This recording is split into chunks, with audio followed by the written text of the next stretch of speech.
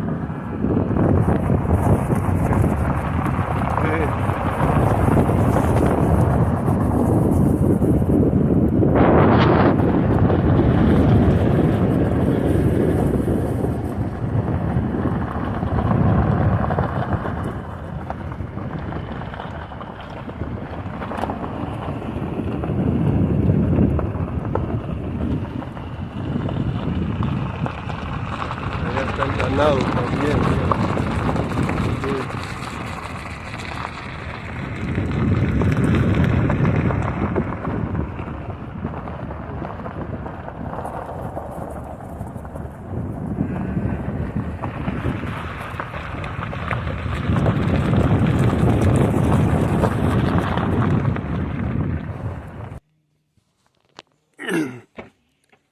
Aquí es donde venimos a trabajar ahorita.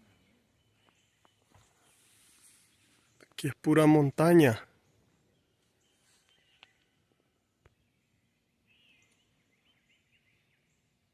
Se escuchan los pajaritos. Pero ahí, para allá, para que haya parte que no se me mueve ahí las cosas.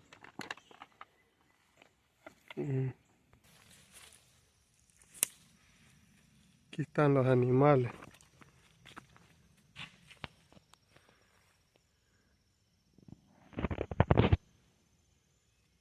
Ahí se vinieron todos, ¿ves?